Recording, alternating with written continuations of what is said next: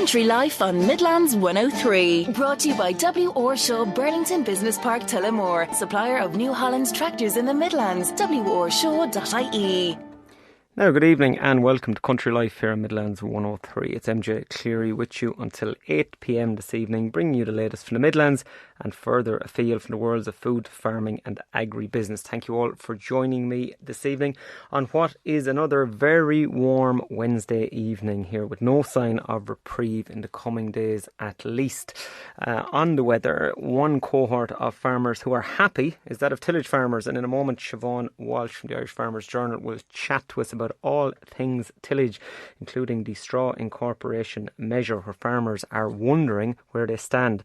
Also this evening, Offalyman Willie Shaw from the ICSA will give an overview of the sheep trade, which has seen a decline over the last number of weeks, and we're going to hear about that in just a moment. Also, Teagasc, in partnership with Dawn Meats, have an open day next Wednesday in County Tipperary on their dairy beef demo farm. Showed a great financial performance last year, and we'll hear all about it from Paul Nolan from Dawn Meats and Pádraig French from Teagasc later here on the programme. IFAC hired 67 people last month and now have an over 600 strong workforce. James Farrell will join me to chat about this growth and the potential effect AI will have on their business. You may remember last month Stephen Barry from Potterton's Auctioneers joined us in advance of the sale of Newbury Hall in County Kildare, a stunning 453-acre estate. It had a guide price of €12 million. He had the hammer in his hand last Friday, and we will find out at what figure it dropped towards the end of the hour. As always, text me or WhatsApp me 083 30 10 103. Now, we're going to start, as we said this evening, with tillage. Siobhan Walsh from the Farmers Journal joins me. Siobhan, many thanks for taking my call this evening. Evening, MJ. Thanks for having me. You're more than welcome, Siobhan. Look, as I said at the start, the weather is on all farmers' minds and lips at the moment. Grass growth has effectively stalled. But is it fair to say tillage farmers are happy? I think so, MJ. Look, happy to be harvesting. It's great to be able to just work away, isn't it? You know, a farmer said to me yesterday, what they cut in the last week took them 3.5 weeks about 2 years ago there when we had a really wet harvest. So I think overall, look, it's a positive. On the downside, I suppose it does result in some crops being cut at very low moistures. I heard of a report this week of winter barley coming in at 10% moisture. Wow. So like you get paid in most places for a moisture bonus down to 16%, maybe 15%, depending on who you're selling it to. And after that, then there's no moisture bonus for that low moisture. So, you know, you don't have the weight in the trailer at those low moisture, so you are losing a bit. But look, overall, I think people are just happy to be able to stay cutting and baling straw as well, MJ, and have time to leave the straw there if it's a bit green in places. And look, everything's just a little bit easier, isn't it? But it's hard to work in it. Like, you know, it's okay for those who are in air-conditioned tractors. There's plenty of people without them. You know, people need to mind themselves in the heat, get in plenty of water and sun cream, and the machinery, you know, while it's good to have this weather, it is dangerous and there's a fire risk there. You know, we have a lot of dust and chaff and straw in these machines, and they all need to be cleaned down very regularly. And, you know, have fire extinguishers and everything on tractors with you, and fill up a tank of water if you can nearby in case anything happens. And look, hopefully these things don't happen, but there is a risk when things are so dry and hot. Yeah, 100%. Siobhan, just on yields on the winter crops, what are the reports coming in? So a big range. You know, I'd say average around here in the Midlands, maybe 3.5, 3.6. And possibly people going lower in places. Like I have heard, though, I suppose across the country that yield range is anywhere from 2.5 to 4.6 tonnes per acre, and those yields over 4 tonne are rare, and they're few and far between, to be honest. But there is a clear message there. Those higher yields are after break crops, during crops, fields that are getting farmyard manure. So you know, there's lessons to be learnt there as well. But overall, I think people are kind of disappointed with winter barley yields. You know, happy to be getting the crops cut, but I think people are disappointed. Winter barley looked well all year, but there was possibly little things picking away at it there that weren't that visible. You know, crops were clean, but you know, there looks to have been bits of take on now as we look at it. There was bits of virus in places, And we have to remember, crops were stressed for a long time. We had a wet spring, and crops sat in wet for months in the year. So while they looked maybe okay on the outside, there was a lot of things going on that make those yields make sense, I suppose. I suppose we won't know the answer to this, Siobhan, for a few weeks, but depending on the weather, spring crops are going to come in quite early. But will it affect yield on spring crops, do we think, this drought that we're in at the moment? It's very hard to know. Like, I'd be concerned, like, there was winter wheat cut, let's say, in Castledermot yesterday, which is very early. We would normally cut winter wheat at the same time as spring barley, and that yielded fairly well, and it came in at a moisture content of 20%. Spring barley is a funny one. A lot of it is burning off now. It's burning in, rather, I should say. And that's more so the stuff that was sown in late March and early April. And then the stuff that was sown, there was kind of 2 crops or even 3 crops of spring barley this year. There was some sown then kind of the middle of April, towards the end of April, and then again in May. And those crops that were sown kind of the middle to end of April look really well in the fields at the minute. They're very green and they have a good cover on the ground, so hopefully the sun isn't drying out the ground too much. There should be moisture there to keep them going, but look, in that heat they are going to die off a bit.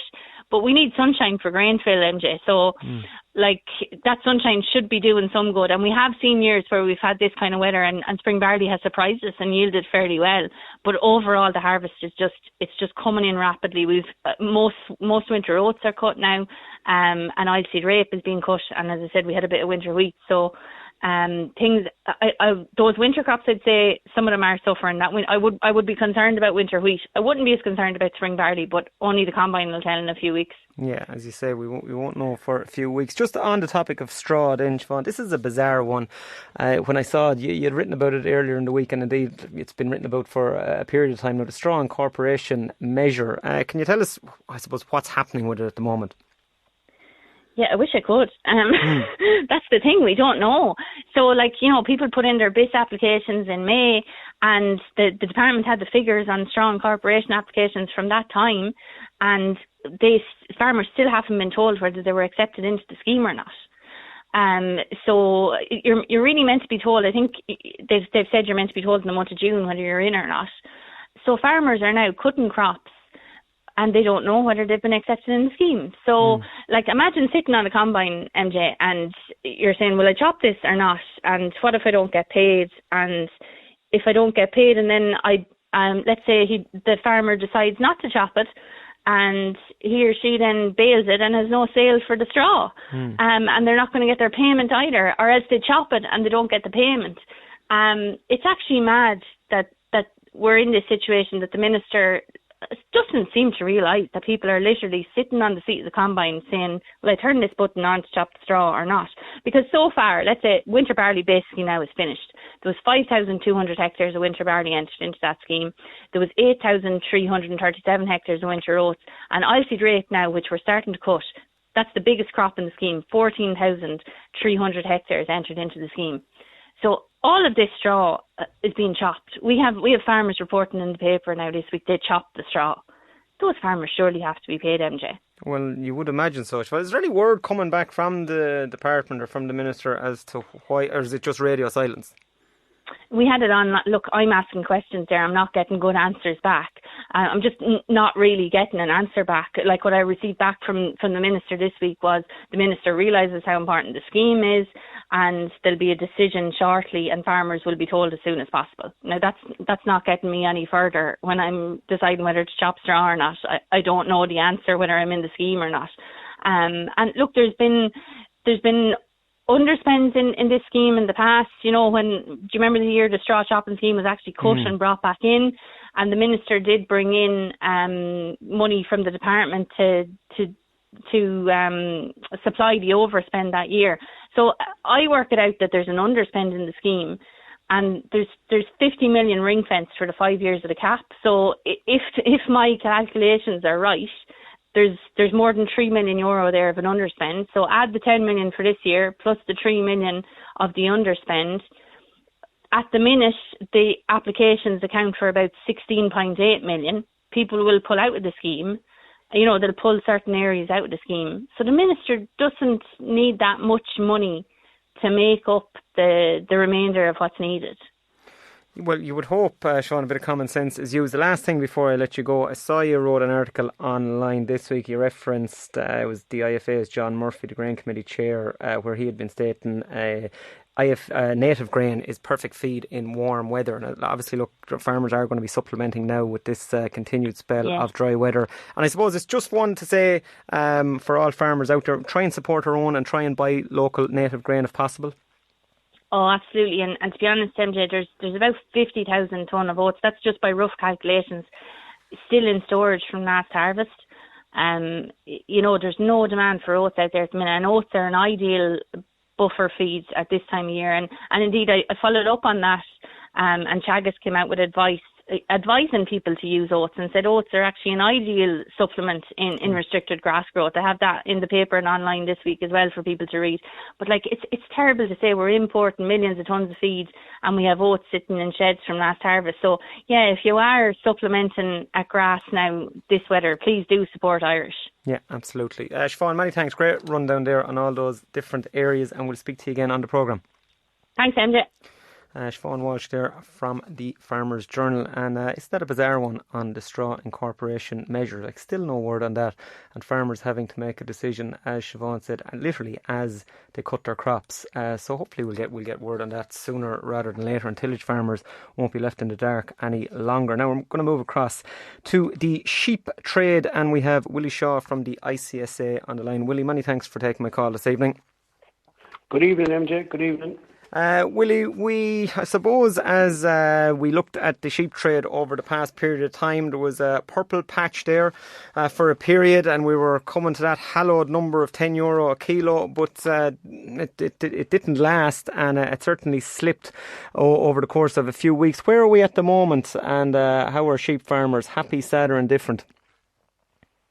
Well, for the time of the year, we're not doing too bad, I suppose. If we don't slip much more, we're not doing too bad. €10 was never going to be achievable for the 12 months of the year anyway. Everybody knew that, but 9.20, 9.30 is available there for groups or large numbers there at the moment. So it's reassuring that for the month of July that we're not doing too bad.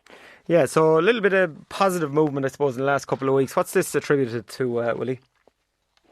Well, usually when warm weather hits the continent, the consumption drops. But what we're being told on the QT is that there's very little kiwi lamb coming up from the southern hemisphere, and that's what's keeping the base under us. And again, as we see, doesn't it have such a bearing? You know, we're seeing an immediate effect on price as a result of this. Well, I'm not qualified to draw parallels, but the minute the war started, sheep went up in price. So I don't pretend to be a world politician or anything, but it's easy to draw your own conclusions. And Willie, just putting price to one side for a moment. Look, we're talking about the weather with everybody this evening, and obviously we're in the middle of this heat wave now, and it's affecting both man and beast, as they would say. From the sheep perspective, then, and minding your sheep and looking after sheep on a daily basis, what's the weather doing with that job, making it more challenging, I would imagine? Yeah, it's very hard to handle or do anything with sheep. It's not fair on the farmer, it's not fair on the sheep to go at them in the middle of the day or thing. You'd want to be getting up as early as you can, and whatever has to be done, want to be done while you still can, without being. It's too hard on animals, bottom line. Mm.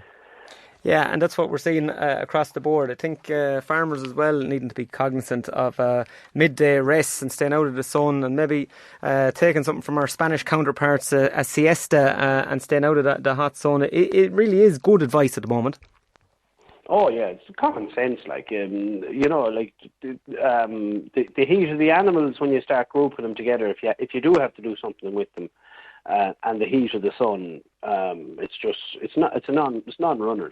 Willie, we'll say many thanks for joining me this evening. As we said, we have, I suppose, decent news there on the sheep trade, and that's what we want to continue with. So next time I'm speaking to you, maybe in a month or so, hopefully it's continuing in the same vein. Thanks, Willie.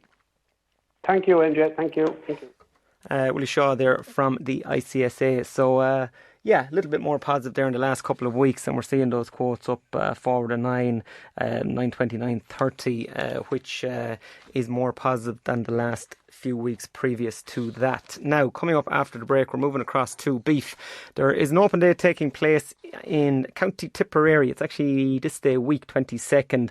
And it is a collaboration between Teagasc and Dawn Meats. We're going to hear about it in just a moment. Paul Nolan from Dawn Meats and Pádraig French from Teagasc. Stay tuned. Country Life on Midlands 103. With W.R. Shaw, family owned and serving the Midlands since 1982, we're Ireland's largest independent agri-dealer, specialising in New Holland tractors and parts. With over 40 years' experience, we provide top quality sales, service and support. Visit W.R. Shaw in Tullamore and Carlow or online at wrshaw.ie. And you're very welcome back to Country Life here on Midlands 103. Now we are moving on to beef, and we have a open day taking place next week, Tipperary Dairy Beef Demonstration Farm. It's a collaboration between Teagasc and Dawn Meats. And we're going to start off with the Dawn Meats angle. We have Paul Nolan from the company joining us. Paul, many thanks for taking my call this evening. Good evening to you, MJ, and your listeners. Paul, I'm going to go into the metrics or the mechanics of the farm in a moment with Pádraig French from Teagasc, but I suppose a little bit of an overview on the farm from Dawn Meats' perspective, Paul, you know, the idea behind it when it was set up, and a little bit of background on it for our listeners, please. Okay, so a number of years ago, we decided that we needed to do something with the help of Teagasc and McDonald's in terms of suckler beef, and we ran and have still run a project with Newford Farm over now in Roscommon, and that has proved to be exceptionally successful.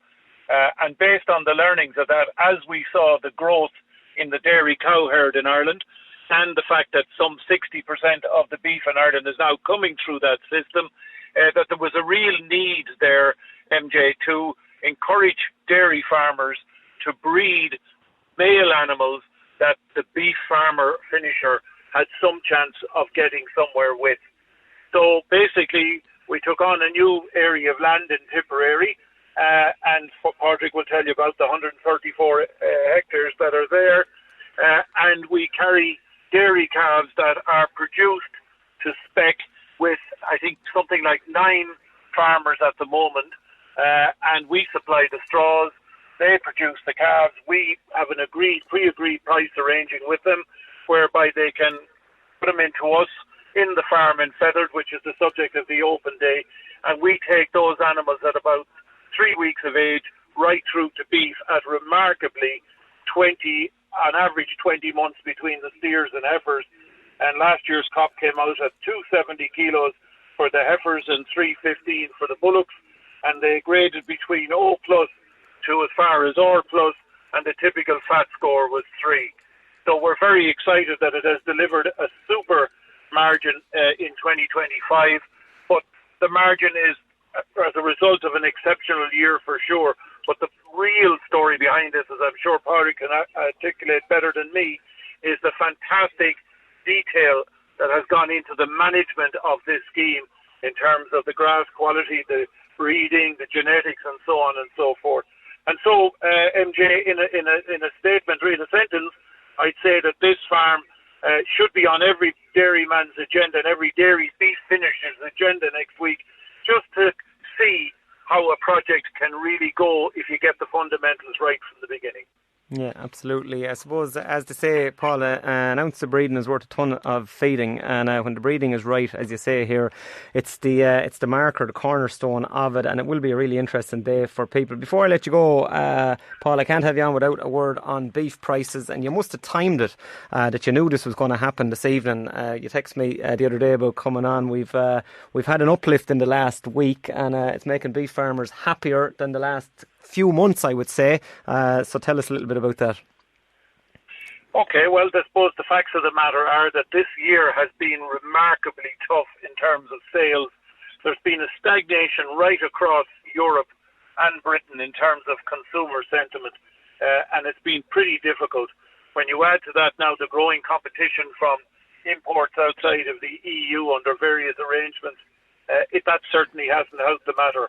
Right now, where we find ourselves, of course, is that the exceptional weather is encouraging farmers to watch their animals thrive at home and put as much weight as possible on them. And therefore we expect to see a fair tightening of supply between now and the next 6 weeks.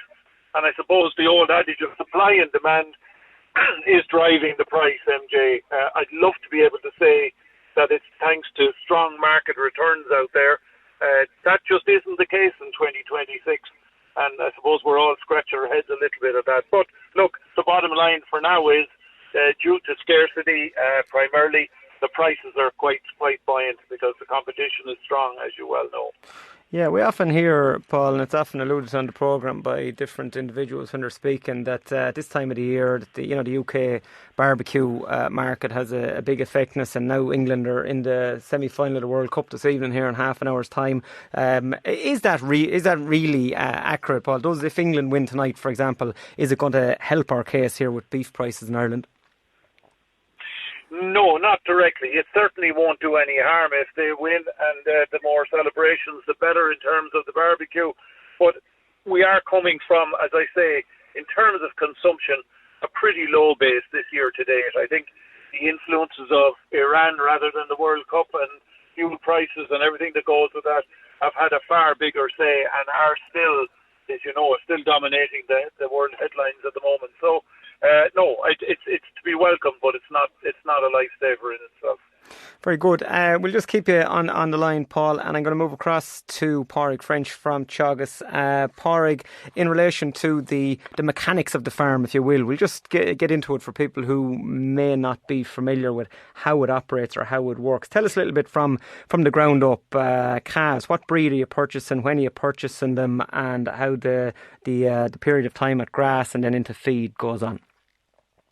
Okay, good evening, MJ and Paul, and to your listeners.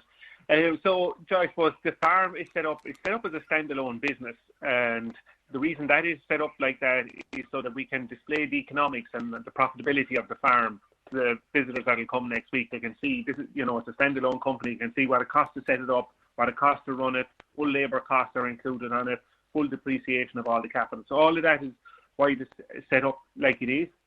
As you asked, the calves that we bring in, so we have we're liaising with the West Cork Dairy Co-ops through Shinnock Estates, which is a subsidiary of the Carberry Group, and they have supplied 9 dairy farmers that supply us with calves, and we have a contractual arrangement with them to supply the calves, and that's an important part of what we'll be talking about next week, because the dairy calf to beef, I suppose it's a fragmented supply chain in that the beef farmer has to buy the calves from the dairy farmer. And what the dairy farmer does has a very big impact on the profitability of the beef farmer. So we're working very closely with these farmers that are supplying us with calves. We identify a kind of genetics that we would like, and then the dairy farmers use those straws in their cows, and we buy back the calves then at an agreed price. What's also very important, as well as the genetics of the calf, is the health of those calves. How the dairy farmer treats them for the first couple of weeks before they move to us is also, really important in terms of our overall business. And that's one of the, I suppose, the key things we'll get into next week is that relationship between the beef farmer and the dairy farmer. Our focus is not really on any particular breed. Our focus is on the genetic merit within the breed. We know that the higher merit of the calves that we get, the higher genetic merit, the more profit they'll make us in their lifetime. In relation then to the calf, it's they're spring calves. So how many calves do you do, and what's the period of time you purchase them from? When do you start, when do you finish? Yeah, so we've aligned ourselves with really the spring calving dairy herd. So all the farmers that supply us are spring calving. So the calves are all born in February and March. And they move to us when they're around 3 weeks of age. So that's the type of calf that we're starting with. They're both males and females, whatever way they're born on the farms. They're off of the sires that we've identified with the farmers, and they move to us, and we carry them right through to beef. We're doing steer and heifer beef rather than bull beef, because that's really what the system or what the markets want and what they'll pay the premium for. And I suppose as Paul mentioned, there's a real focus on a system of finishing them at a young age. And we want them to grow fast, but we want it done on grass and grass silage, because that's where the profit margin is. We want them slaughtered at that young age, and because of that, we can carry quite a high stocking rate per hectare. So we're per hectare, we're buying about 3.5 calves. So we have about 120 hectares in the system, and this spring we bought in 444 calves. Wow. And they're all being reared through to beef. Now, that's much bigger than your average dairy beef farm, but this is, I suppose, it's operated by a full-time labour unit. We have to manage it, but the principles around the genetics, the management, the nutrition, the health apply whether you're at 40 calves or 400 calves. The same principles apply in terms of feeding, nutrition, health, and ultimately economics. At those sort of numbers, obviously, look, everything has to be very streamlined. Just in relation to concentrate feeding with those calves over their lifetime, explain to us what you do, Pádraig, please. So I suppose in terms of concentrate feeding, we want to minimise concentrate firstly, and we want to get more grass silage into the animal's diet as possible, and we want to get most of our gain from grass and grass silage. But there's 3 periods in the animal's life when we do supplement with concentrates. The first is at the very young age when the calves arrive on the farm. We try and get them off milk onto concentrate as young as possible. So they'll be on ad-lib concentrates right up to and post-weaning. We follow that just immediately post-weaning with a relatively high level of concentrates for a short period to try and develop the rumen, so that the rumen is in a better state when the calves are turned out of grass. And that's really around trying to manage the whole area of summer scour. That's the first period of concentrate feeding, and we're typically feeding probably 200, 250 kilos of concentrates in that from when they arrive until they're weaned off concentrates at grass. Then the calves are in the autumn, when I suppose grass supply and grass availability starts to decline, we supplement with concentrates again. And we supplement about 1.5 kilos of concentrates during the late autumn and in through their first winter. So you're looking at another 150 to 200 kilos of concentrates depending on the length of the winter for that second phase. And then the third phase is immediately prior to slaughter. So our animals are spring born. So they're starting to be supplemented now, the first of them, to be slaughtered this autumn. So we generally feed them for 60 to 70 days post-slaughter. They're fed on the highest quality grass silage we can make and about 4 kilos of concentrate. So about another 300 kilos, 350 kilos of concentrate, depending on steers or heifers at that stage. And in total, we're feeding about 3/4 of a ton of grain per animal to carry them from a calf right through to slaughter. Yeah, which is not bad. 2 more. I'm going to have to let you go, Pádraig. I could stay speaking to you all evening on this because it's such an interesting topic. But obviously, look, calf prices were very, very strong in 26. If they stay going this way, I don't know, will there be much of a margin to be made out of calf to beef going forward. But when you purchased back in 24 for slaughter, now calf prices were a lot less. Say, for example, 2025, we had a great beef price. Roughly, what did calves cost and what did you sell them at? Okay, so 2025 was an extraordinary year because I suppose calves were relatively cheap relative to the beef price, and then the beef price rose as we went through the autumn. So you had the benefit of a lowish calf price and a higher beef price. 2026, that's obviously turning around, and we had a high calf price in the spring of 26, and we're going to look like a lower beef price than what we had last year. Just in terms of how we price calves, we try and fix to the market. So we look at where the market is for calves, as the calves that are traded through the marts, and we use that as a base. We correct that then for the weight of calves we're getting, the breed and the sex of the calves that we're getting. So that's how we set our price. In 2025, we paid a price of about €245 per calf. And that was for our 3-week-old Angus male calves coming in, and the others were corrected up and down from that.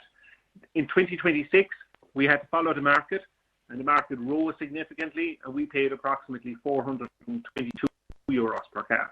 So a big increase in calf price from 25 to 26. In 2025, we sold our beef. Now, some of that beef was sold in January, February, which would have been from the cattle year before. Some of the rest of them were in the autumn. We averaged about $7.35 a kilo. For our cattle, we're killing at around about a 300 kilogram carcass. So you're looking at about €2,200. That's ballpark where we're killing those animals. You mentioned that calf price is a really important part. It is an important, I suppose, factor in it. But it's still a relatively small proportion of the total cost of a calf to beef system. And if you're buying the right genetics and getting good, healthy calves, it's far more important than getting cheap calves. And while the system is going to be more strained this year, I suppose one of the things we can see from our own figure is still going to be a profitable business. Like, we're paying full labour costs on the farm. All the labour is hired in. And while, per hour of work that went into the farm last year, we made €74 net. It looks like in 2026 that's going to be down to about €47 per hour worked on the farm. So it's still a reasonably good return, but it's significantly lower than what it was in 2025. Yeah, very interesting, Parg, I have to say, and a great rundown on the figures there. I'm going to have to let you go, so I'm going to say many thanks to yourself, Parg French from Teagasc, and also to Paul Nolan from Dawn Meats. It is taking place next week, Wednesday, 22nd of July at 11 a.m. It's the Tipperary Dairy Beef Demonstration Farm, and look, it's available. You'll see it on Teagasc's website, Dawn Meats website and whatnot, but next Wednesday is when that's taking place, and there's something for everybody on the day.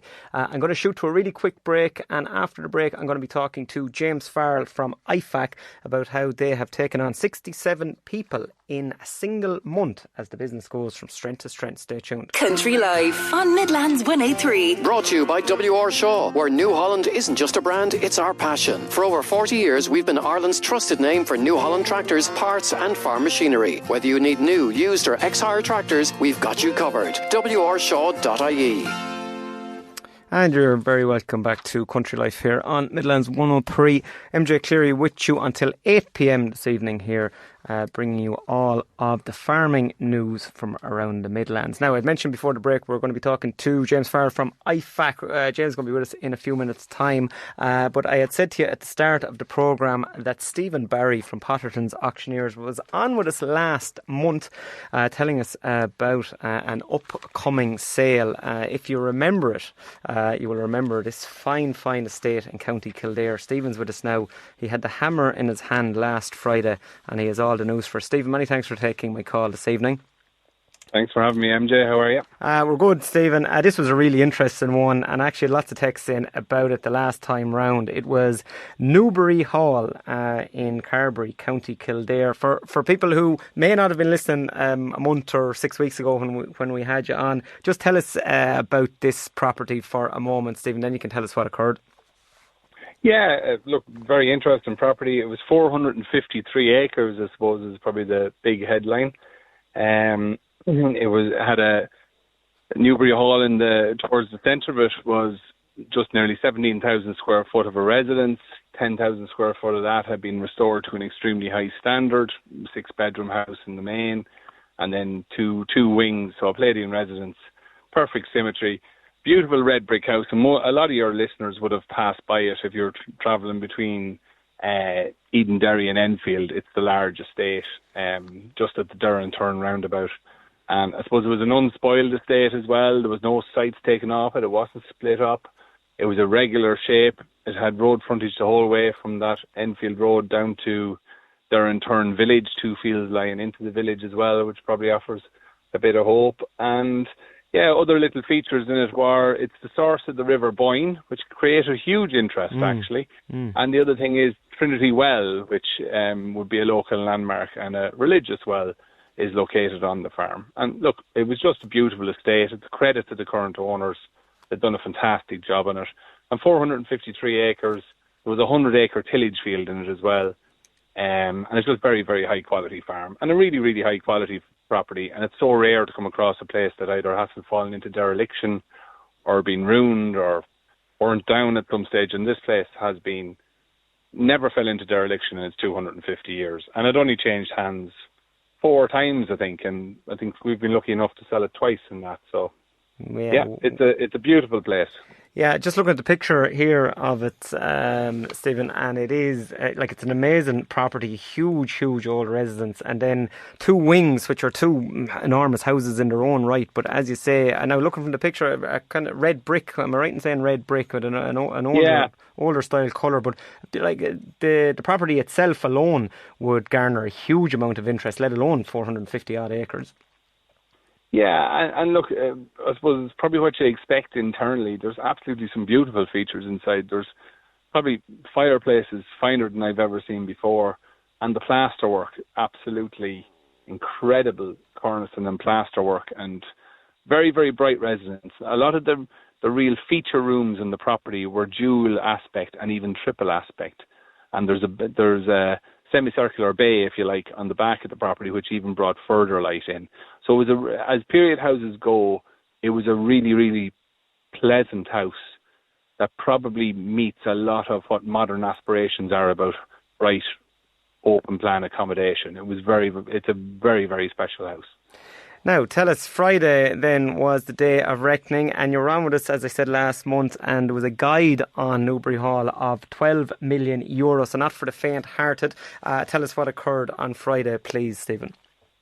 Yeah, and I suppose on Friday was really the culmination of a full month of viewing with people from all over Ireland and all over Europe. But yeah, we had the auction in the Johnstown House Estate upstairs in one of the auction rooms.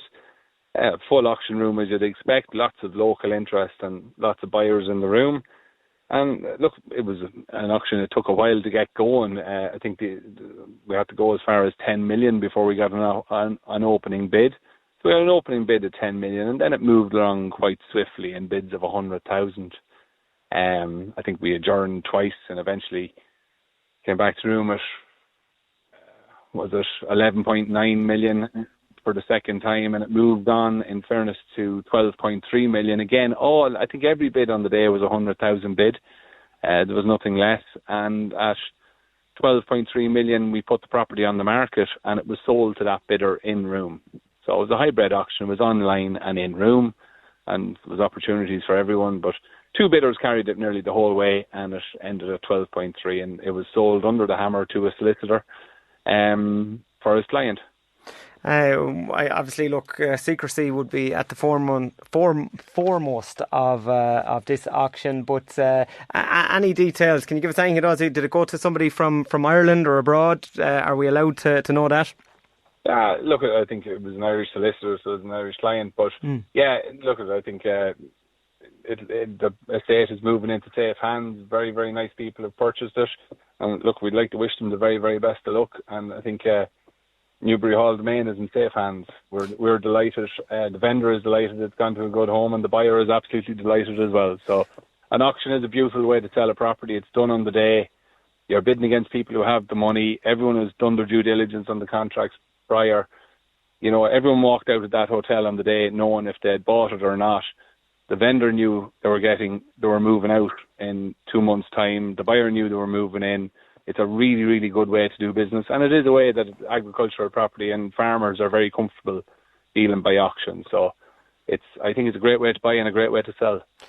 Yeah, you mentioned the last time when I was speaking to you about this, and I said about international interest, and you said quite rightly, lots of people with very deep pockets in the island of Ireland that would be well able to afford it, and you were correct in that regard. And I suppose it does go to show, Stephen, that people may make money in other fields and may make lots and lots of money in other fields, but there is something in Ireland about property and about land that people want to just go back to it and put their money into it, whether or not it's the best business decision or not. If you put that money into the market, it would make possibly more money than an agricultural holding or whatnot. But there's just a thing in Ireland with land, and it's something that we're very close to.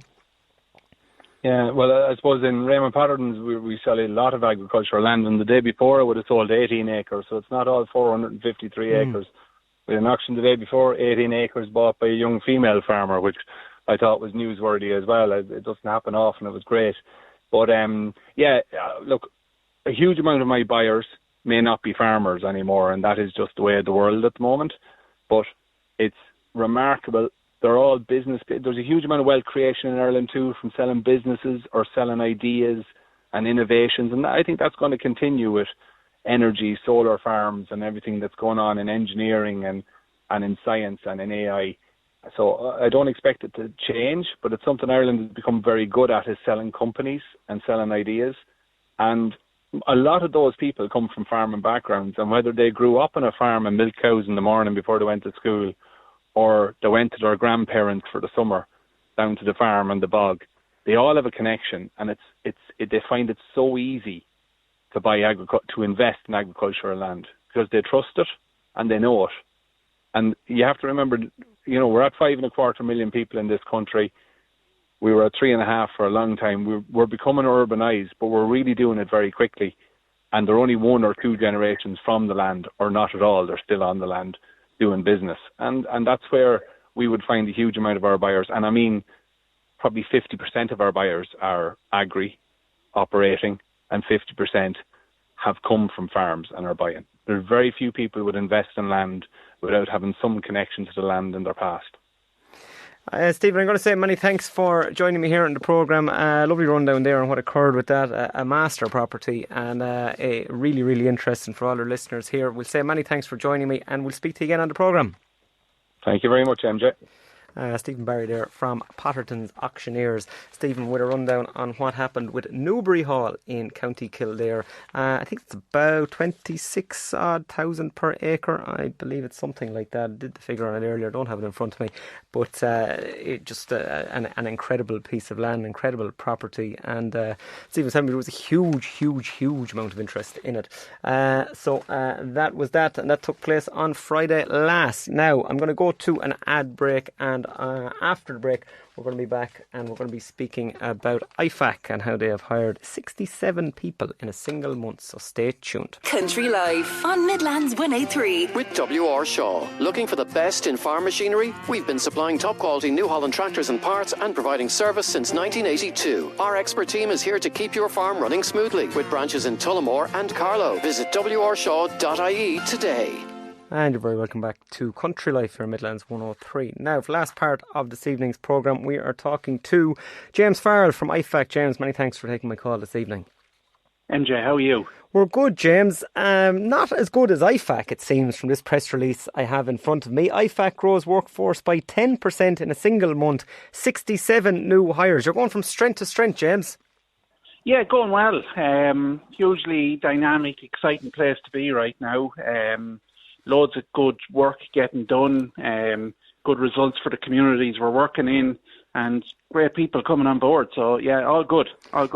If we were to believe what we see in the press in relation to AI, we would be saying that professional services would be going the other way, James, that AI are going to come in and take all these jobs. But IFAC don't believe so, and the proof of the pudding is in the eating, as they say, hiring 67 new people. How's AI actually going to affect your business, or indeed help it?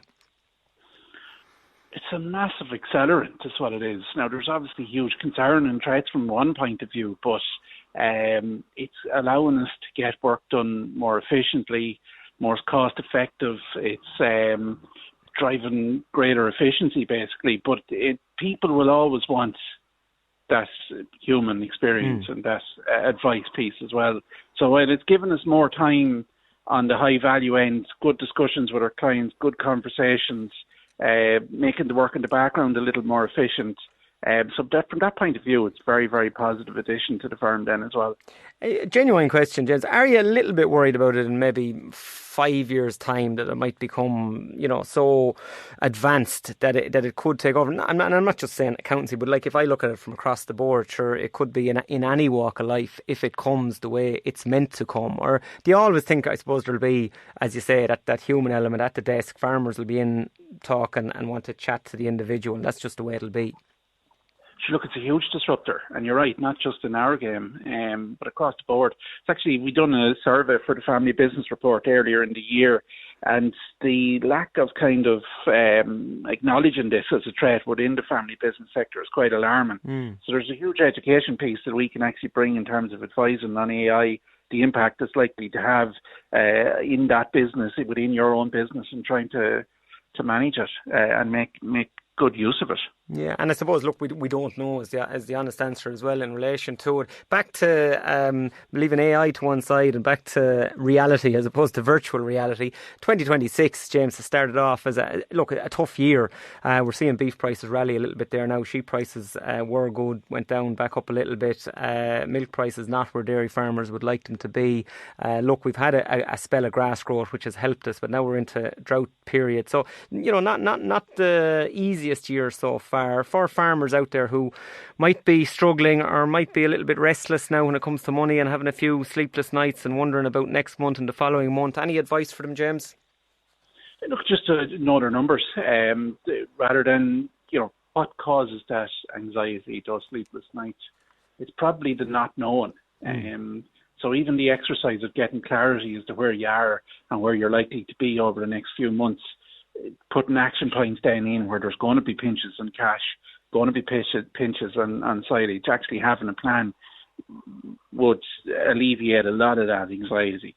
So rather than just worrying about the whats and the mights happen, actually let's look at it. Sit down with ourselves, look at the cash flow projections, look at the stock, and plan. And a good plan, it's the journey of doing that plan is as valuable as the outcome from the plan itself. I was reading a book back at Christmas time, and it was about a company who, an individual, he wanted to just maintain it as a one-man band, but he wanted to scale it using different aspects and bringing in contractors and whatnot. But there was a phrase in it called ostrich-ing. I've said it before in the programme, and I'm always conscious I'll say it wrong, but basically an ostrich, putting your head in the ground, ostriching, and you can do it in a small business. That's the worst thing you can do, essentially. Yeah, sure. That's where does anxiety go then, when you through the roof? When you haven't a clue what's coming at you tomorrow, that's where anxiety will grow.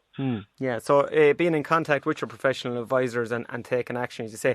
We're just out of time, James. We ran a bit short here this evening on the programme. So look, I'm going to say many thanks for joining me on the programme, and we'll be speaking to you again, OK? Thanks, MJ. Thank you. Bye. James Farrell there from IFAC, and a huge year of growth for IFAC there. 67 hires in 1 month. Big numbers, with over 600 people in the workforce in Ireland now. That is it for this evening's programme. Busy programme here over the last hour, I have to say. Many thanks to all our guests over the course of the programme. Willie Shaw from the ICSA at the outset, along with Siobhan Walsh from the Farmers Journal. Siobhan, no more than all tillage farmers, is looking for certainty on the straw incorporation measure, and we would encourage the Minister and the Department of Agriculture to come out and let tillage farmers know what is happening there. Too much uncertainty, simply not fair, adding anxiety and stress to tillage farmers. Also thanks to Paul Nolan from Dawn Meets Pádraig French from Teagasc. We had Stephen Barry there with that great story about Newbury Hall in County Kildare, and James Farrell finished off speaking about IFAC and their new hires, and also where will AI take us. And I suppose that is a question for another programme, one we won't be able to answer this evening. Thanks for joining me this evening. Shows repeated Sunday morning 7am through to 8am. I'll be back with you next Wednesday evening as always. Get us wherever you get your podcast. Type in MJ Clery Country Life, and we'll speak to you in a week.